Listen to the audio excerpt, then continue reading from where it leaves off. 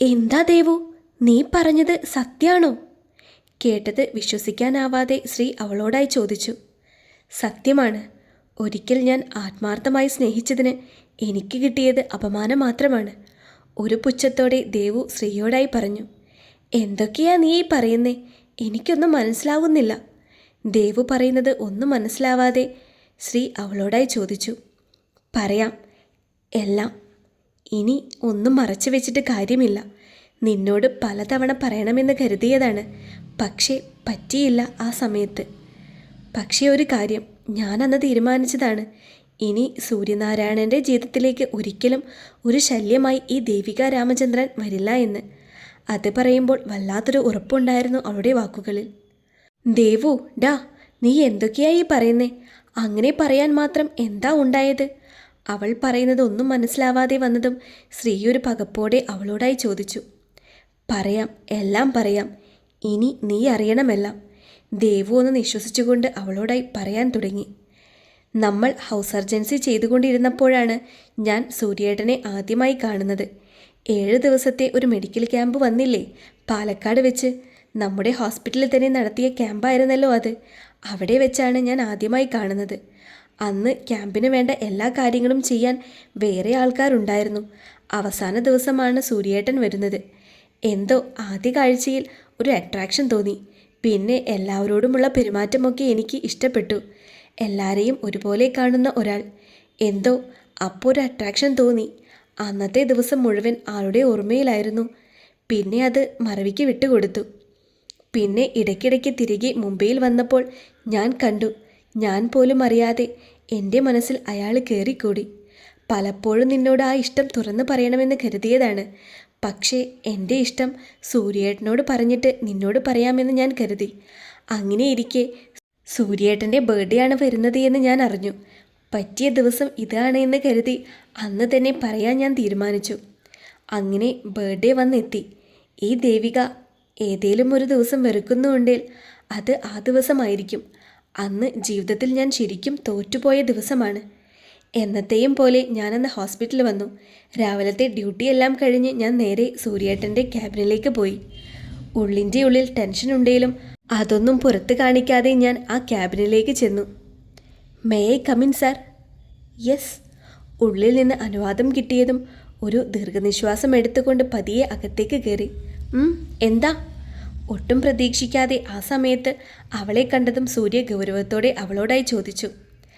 അത് ഞാൻ ഒരു കാര്യം പറയാൻ വന്നതാണ്. അവൻ്റെ മുഖത്തെ ഗൗരവം കണ്ട് ചെറിയ ഭയം തോന്നിയെങ്കിലും എങ്ങനെയൊക്കെയോ അവൾ അവനോടായി പറഞ്ഞു. എന്താണ് പറയാനുള്ളത്? അവളെ നോക്കി ഒരു സംശയത്തോടെ അവൻ ചോദിച്ചു. അത് സാർ, ഞാൻ പറയാൻ പോകുന്ന കാര്യം എങ്ങനെ എടുക്കുമെന്ന് എനിക്കറിയില്ല. പക്ഷേ ഇനിയത് മറച്ചു വെച്ചാൽ ശരിക്കും ഞാൻ മരിച്ചു പോകും. കണ്ട നാൾ മുതൽ മനസ്സിൽ കയറിക്കൂടിയതാണ്. എപ്പോഴോ അത് പ്രണയമായി മാറിപ്പോയി. ഇന്ന് ഈ ലോകത്ത് ഞാൻ ഏറ്റവും കൂടുതൽ സ്നേഹിക്കുന്നത് ഈ നിൽക്കുന്ന സൂര്യനാരായണനെയാണ്. Anyway, I wish you a happy birthday and I love you. അത്രയും പറഞ്ഞുകൊണ്ട് ഞാൻ ആ കവളിൽ ചുംബിച്ചു. പക്ഷേ പെട്ടെന്ന് തന്നെ എന്നെ തള്ളി മാറ്റി എൻ്റെ കവളിൽ ആഞ്ഞടിച്ചു. ഒട്ടും പ്രതീക്ഷിക്കാതെയുള്ള നീക്കമായതുകൊണ്ട് ഞാനൊന്ന് വെച്ചുപോയെങ്കിലും ബാലൻസ് ചെയ്ത് നിന്നു. പിന്നെ കവളിൽ കൈവച്ച് ഞാൻ അയാളെ നോക്കി. എൻ്റെ കണ്ണുകൾ നിറഞ്ഞൊഴുകി. പക്ഷേ അപ്പോൾ ഞാൻ കണ്ടത് ആ കണ്ണുകളിൽ എന്നോടുള്ള ദേഷ്യം മാത്രമായിരുന്നു. നീയൊക്കെ എന്താ കരുതിയത്? നീ വന്ന് ഇങ്ങനെയൊക്കെ ചെയ്താൽ ഞാൻ ഇഷ്ടം പറയുമെന്നോ? നിൻ്റെയൊക്കെ അസുഖം എന്താ എന്ന് എനിക്ക് നന്നായി അറിയാം. പണവും സ്വത്തും കണ്ട് പിന്നെ വെറും ശരീരം സുഖത്തിന് മാത്രം. നീ എന്താ കരുതിയേ? നിന്നെപ്പോലെ ഒരു പിഴച്ചവളൊക്കെ വന്ന് ഇഷ്ടമാണ് എന്ന് പറഞ്ഞാൽ ഞാൻ നിൻ്റെ വലയിൽ വീഴുമെന്നോ? എന്നാ കേട്ടോ, ഈ സൂര്യനാരായണൻ ജീവിതത്തിൽ ഒരു പെണ്ണേ ഉള്ളൂ. അത് നിഹാരിക മാത്രമാണ്. എൻ്റെ മാത്രം നിഹ. ആ സ്ഥാനത്ത് നിന്നെപ്പോലെ ഒരുത്തി ഒരിക്കലും വരില്ല. എന്നെ നോക്കി ഒരുതരം പുച്ഛത്തോടെയാണ് അത് പറഞ്ഞു നിർത്തിയത്. പക്ഷേ അയാൾ ഇത്രയൊക്കെ പറഞ്ഞ സ്ഥിതിക്ക് ഒന്നും മിണ്ടാതെ ഇറങ്ങിപ്പോയാൽ ഞാൻ എന്നോട് തന്നെ ചെയ്യുന്ന ഒരു തെറ്റാണെന്ന് മനസ്സിലാക്കി കണ്ണുകൾ രണ്ടും അമർത്തി തുടച്ചതിന് ശേഷം അയാളുടെ മുഖം നോക്കി ഒന്ന് കൊടുത്തു. ഡി. ഒട്ടും പ്രതീക്ഷിക്കാതെ അവളുടെ കയ്യിൽ നിന്ന് കിട്ടിയ അടിയായതുകൊണ്ട് അവൻ ദേഷ്യത്തോടെ അവളെ വിളിച്ചു. ഒച്ച വയ്ക്കണ്ട. താൻ പറഞ്ഞതെല്ലാം കേട്ടുകൊണ്ട് ഞാൻ മിണ്ടാതെ നിൽക്കുമെന്ന് താൻ കരുതണ്ട. താൻ വേറെ എന്ത് പറഞ്ഞാലും ഞാനത് കേട്ടോണ്ട് നിന്നു എന്ന് വരും. പക്ഷേ താൻ എന്നിലെ സ്ത്രീയെയാണ് അപമാനിച്ചത്. അതൊരിക്കലും ഞാൻ പൊറുക്കില്ല. ഇന്ന് ഇവിടെ വെച്ച് ഞാൻ പറയുക, ഞാൻ ജീവിതത്തിൽ ഏറ്റവും ചെയ്ത തെറ്റ് തന്നെ സ്നേഹിച്ചതാണ്. പക്ഷേ അവിടെ ഞാൻ തോറ്റുപോയി.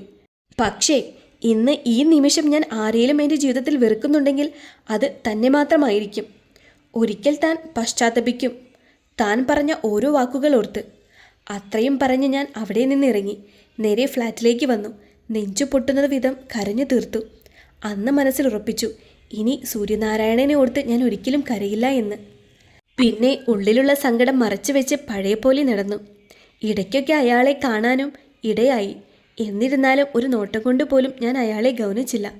ഇടയ്ക്ക് അയാളുടെ കൂടെ ആ പെൺകുട്ടിയെ കാണാനും ഇടയായി. അവരെ ഒരുമിച്ച് കാണുമ്പോൾ മനസ്സ് വേദനിക്കും. എങ്കിലും അതൊക്കെ കണ്ടില്ല എന്ന് നടിച്ച് മുന്നോട്ട് പോയി. അങ്ങനെ അവിടെ തന്നെ ഗൈനിക്കായി ജോലി ചെയ്തു. അങ്ങനെയൊരു ദിവസം ഒരു അബോർഷൻ കേസായി ഒരു കപ്പിൾ വന്നു. പക്ഷേ ആ പെൺകുട്ടിയെ എനിക്ക് നല്ല കണ്ടുപരിചയം ഉണ്ടായിരുന്നു. ആ കേസ് ഫയൽ നോക്കിയപ്പോൾ ഞാൻ ഞെട്ടിപ്പോയി. നിഹാരിക ചന്ദ്രൻ. പക്ഷേ കൂടെയുള്ള ചെറുപ്പക്കാരനെ കണ്ടപ്പോൾ എന്തോ സംശയം തോന്നിപ്പോയി. ചോദിച്ചു വന്നപ്പോഴാ അറിഞ്ഞേ നിഹ പ്രഗ്നൻ്റ് ആണ് എന്ന്. അവർക്കിപ്പോൾ ആ കുട്ടിയെ വേണ്ട. അവരുടെ മാരേജ് ഒന്നും കഴിഞ്ഞിട്ടില്ലായിരുന്നു. ആക്സിഡൻ്റലി സംഭവിച്ചതാണ് പോലും. പക്ഷേ ഞാൻ മാക്സിമം പറഞ്ഞു നോക്കി അതിനെ അബോർട്ട് ചെയ്യണ്ട എന്ന്. പക്ഷേ നിഹ വല്ലാണ്ട് റേസായി. ആൾക്ക് ഈ കുട്ടി ഒരു ബാധ്യതയാണ് എന്ന് വരെ പറഞ്ഞു. പിന്നെ ഞാനൊന്നും പറയാൻ പോയില്ല. അങ്ങനെ അബോർഷന് മുൻപ് ചെയ്യേണ്ട കുറച്ച് ടെസ്റ്റ് എഴുതി കൊടുത്തു. അവർ പോയി കഴിഞ്ഞപ്പോഴാണ് എന്നോട് സിസ്റ്റർ ആരതി പറഞ്ഞത് ആ കുട്ടി യമുന ഡോക്ടറിൻ്റെ സ്ഥിരം കക്ഷിയാണ് എന്ന്. മിക്കപ്പോഴും അബോർഷൻ വന്നിട്ടുണ്ടെന്ന്. പക്ഷേ കൂടെ പല ആളുകളാണ് എന്ന് മാത്രം. സൂര്യേട്ടന് ഇതിനെക്കുറിച്ച് അറിയാവോ?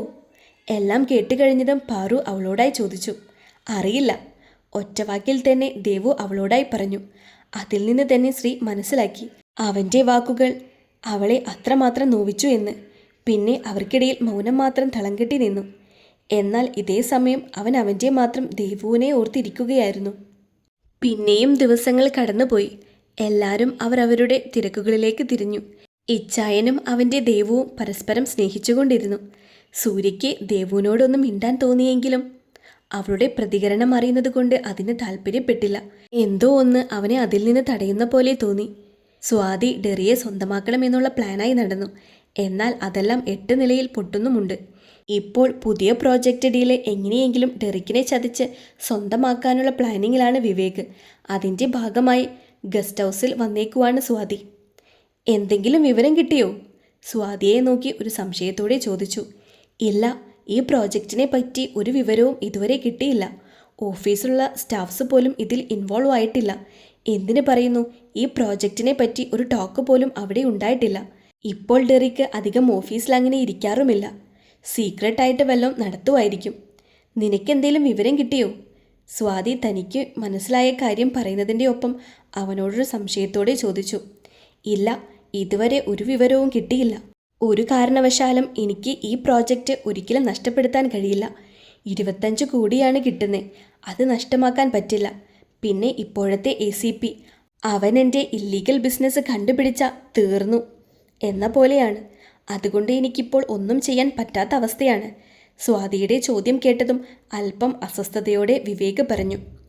ഞാൻ മാക്സിമം നോക്കാം. അവൻ്റെ മാൻഷനിലേക്ക് കയറാൻ യാതൊരു മാർഗവുമില്ല. അതുകൊണ്ട് ആ വഴിയും അടഞ്ഞു. ഞാൻ മാക്സിമം അതിന് ശ്രമിച്ചതുമാണ്. പക്ഷേ നടന്നില്ല. എന്താണേലും ഞാൻ ഒന്നുകൂടി ഓഫീസിലെല്ലാം നോക്കാം. എന്തേലും കിട്ടാതിരിക്കില്ല. ഞാനിപ്പോൾ ഇറങ്ങുക. എന്തുണ്ടെങ്കിലും നിന്നെ ഞാൻ വിളിച്ചോളാം. വിവേക് പറയുന്നത് ഒക്കെ കേട്ടതും സ്വാതി അവനോടായി പറഞ്ഞ് ശേഷം അവൾ അവനെയൊന്ന് പുണർന്നുകൊണ്ട് യാത്ര പറഞ്ഞിറങ്ങി. ഇപ്പോൾ നീ പൊക്കോ, നിന്നെ പിന്നെ ഞാൻ എടുത്തോളാം. അവളെ ഒന്നും കൂടി അവനിലേക്ക് ചേർത്ത് പിടിച്ചുകൊണ്ട് വശ്യമായി പറഞ്ഞു. പുതിയ പ്രോജക്റ്റ് പ്രസൻറ്റേഷൻ എവിടെ വരെയായി? Next വീക്കാണ് presentation. ഡെറിയുടെ അടുത്തേക്ക് വന്നുകൊണ്ട് സൂര്യ ചോദിച്ചു. അത് ലാസ്റ്റ് സ്റ്റേജിലാണ്. അത്രയും കോൺഫിഡൻഷ്യൽ ആയതുകൊണ്ടാണ് ഞാൻ ഇവിടെ വന്ന് ചെയ്യുന്നത് തന്നെ. ഈ പ്രോജക്റ്റ് തട്ടിയെടുക്കാൻ വിവേക് നോക്കുമെന്ന് എനിക്ക് നന്നായി അറിയാം. അതിനുള്ള പണി അവൻ സ്വാതിക്ക് കൊടുത്തിട്ടുമുണ്ട്. അവൾ CCTV എല്ലാം ഓഫാക്കി എൻ്റെ ക്യാബിനിൽ ഞാനില്ലാത്ത സമയമൊന്ന് അരിച്ചു പെറുക്കിയിട്ടുണ്ട്. ഹിഡൻ ക്യാമറ ഉള്ളതുകൊണ്ട് അതെല്ലാം നല്ല വ്യക്തമായി ഞാൻ കാണുന്നുമുണ്ട്. സൂര്യയെ നോക്കി അല്പം ഗർവത്തോടെ ഡെറി പറഞ്ഞു. അല്ല, നീ മോളുടെ അടുത്ത് പോകുന്നില്ലേ? കുറച്ച് നിമിഷങ്ങൾ കഴിഞ്ഞതും സൂര്യ ഒരു സംശയത്തോടെ അവനോടായി ചോദിച്ചു. ഉം, ഇന്ന് പോകണം. പെണ്ണിനെ കണ്ടിട്ട് കുറച്ച് ദിവസമായി. ഞാനിന്ന് ചെല്ലുമെന്ന് ദേവുവിനോട് പറഞ്ഞിട്ടുമുണ്ട്. ഇന്നത്തെ ഡിന്നർ അവിടെ നിന്നാണ്. നീ റെഡിയാവ്, നമുക്ക് കുറച്ച് കഴിഞ്ഞിറങ്ങാം. സൂര്യയുടെ ചോദ്യം കേട്ടതും ഡെറി അവനോടായി പറഞ്ഞു. ഓക്കേടാ. ഡെറി പറയുന്നത് കേട്ടതും അവനോട് അത്രയും പറഞ്ഞുകൊണ്ട് സൂര്യ അവൻ്റെ മുറിയിലേക്ക് പോയി. കുറച്ച് കഴിഞ്ഞതും അവർ രണ്ടുപേരും റെഡിയായി ശ്രീയുടെ ഫ്ലാറ്റിലേക്ക് പോയി. അവിടെ എത്തിയപ്പോൾ ദേവുവാണ് അവർക്ക് ഡോർ തുറന്നു കൊടുത്തത്. അവരകത്തേക്ക് കയറിയതും ഡെറിയുടെ കണ്ണുകൾ ചുറ്റും തൻ്റെ പ്രാണനെ തിരക്കി. അവൻ്റെ നോട്ടം മനസ്സിലായപ്പോൾ ദേവു ഒരു ചിരിയോടെ അവനോടായി പറഞ്ഞു. ചേട്ടായി അന്വേഷിക്കുന്ന ആള് റൂമിൽ കിടക്കുന്നുണ്ട്. ഇന്നിത്തിരി തിരക്കായതുകൊണ്ട് അവൾ ആകപ്പാടെ ടയേർഡായിട്ടാണ് വന്നത്. അതുകൊണ്ട് വന്ന ഉടനെ ഫ്രഷായി ഫുഡ് കഴിച്ച് കയറി കിടക്കുമായിരുന്നു. ഡെറിയെ നോക്കി ഒരു ചിരിയോടെ ദേവു പറഞ്ഞു. ആ, എന്നാ ഞാൻ എൻ്റെ കൊച്ചിനൊന്നു പോയി നോക്കട്ടെ. ദേവു പറയുന്നത് കേട്ടതും അവരോടായി പറഞ്ഞുകൊണ്ട് ഡെറി അവൾ കിടക്കുന്ന മുറിയിലേക്ക് പോയി. ഡോർ തുറന്ന് അകത്തേക്ക് കയറിയപ്പോൾ തന്നെ കണ്ടു സുഖമായിട്ടുറങ്ങുന്ന ശ്രീയെ. അവനൊരു ചിരിയോടെ ഡോർ ലോക്ക് ചെയ്തിട്ട് അവളുടെ അടുത്തേക്ക് പോയി.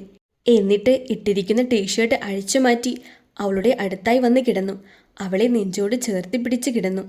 ഉറക്കത്തിലും തൻ്റെ പ്രാണന്റെ സാമീപ്യം അറിഞ്ഞതും അവളും അവനോട് ചേർന്ന് കിടന്നു. അവനും അവളെ ചേർത്ത് പിടിച്ച് അവളുടെ മൂർധാവിലായി ഒന്ന് ചുംബിച്ചുകൊണ്ട് പതിയെ ആ കിടപ്പ് കിടന്നു. അവനും ഉറങ്ങി. എന്നാൽ ഇതേ സമയം ദേവു ആകെ അസ്വസ്ഥതയോടെ ഇരിക്കുകയായിരുന്നു. അതിന് കാരണം ആ ഹാളിൽ ഇപ്പോൾ അവളും സൂര്യയും മാത്രമായിരുന്നു ഉള്ളത്. അവൾക്ക് അവൻ്റെ അടുത്തിരിക്കുമ്പോൾ തൻ്റെ മനസ്സ് കൈവിട്ടു പോകുന്ന പോലെ തോന്നാൻ തുടങ്ങി. ഇനി ഇവിടെ ഇരുന്നാൽ കൈവിട്ടു പോകുമെന്ന് തോന്നിയതുകൊണ്ട് അവൾ നേരെ കോമൺ ബാൽക്കണിയിലേക്ക് പോയി. എന്നാൽ അവളുടെ ആ പോക്ക് കണ്ടപ്പോഴേ സൂര്യയ്ക്ക് കാര്യം മനസ്സിലായി. താനിവിടെ ഇരിക്കുന്നത് കൊണ്ടാണ് അവൾ പോയത് എന്ന്. അവൻ അവളോടൊന്ന് സംസാരിക്കണമെന്ന് തീരുമാനിച്ച് നേരെ ബാൽക്കണിയിൽ ചെന്നു. തൻ്റെ പുറകിൽ സൂര്യയുടെ സാമീപ്യം അറിഞ്ഞിട്ടും അവൾ അവനെ തിരിഞ്ഞു നോക്കിയില്ല. സൂര്യ അല്പം മടിച്ചാണേലും അവളെ വിളിച്ചു. ദേവു. അവൻ്റെ വിളി കേട്ടെങ്കിലും അവനെ ഒന്ന് തിരിഞ്ഞുപോലും നോക്കാതെ അവൾ അങ്ങനെ തന്നെ നിന്നു. ദേവു, എനിക്കറിയാം നിനക്കെന്നോട് ദേഷ്യമാണ് എന്ന്. ഞാൻ പറഞ്ഞതൊക്കെ തെറ്റാണ്, അത് ഞാൻ സമ്മതിക്കുന്നു. അപ്പോൾ ഞാൻ അറിഞ്ഞില്ല അവൾ എന്നെ ചതിക്കുമായിരുന്നു എന്ന്. പ്ലീസ് മോളെ, നീ എന്നോടൊന്ന് ക്ഷമിക്ക്. എനിക്ക് കണ്ടു നിൽക്കാൻ പറ്റുന്നില്ലേടി നിൻ്റെ ഈ അവഗണന. ഞാൻ നിന്നെ അത്രമാത്രം ഇപ്പോൾ സ്നേഹിക്കുന്നുണ്ട്. പ്ലീസ് എന്നെ ഇനി ഇങ്ങനെ അകറ്റി നിർത്തരുത്. എനിക്ക് സഹിക്കാൻ പറ്റുന്നില്ലടി. അവളൊന്നും മിണ്ടുന്നില്ല എന്ന് കണ്ടതും അവൻ മനസ്സിൽ അടക്കി വെച്ച പലതും അവളോടായി പറഞ്ഞു. എന്നാൽ അവൻ പറയുന്നതെല്ലാം കേട്ട് അവളുടെ ചുണ്ടിൽ ഒരു പുച്ഛച്ചിരി വിരിഞ്ഞു. എന്നിട്ട് അവൾ അവനെ നോക്കി പറഞ്ഞു തുടങ്ങി.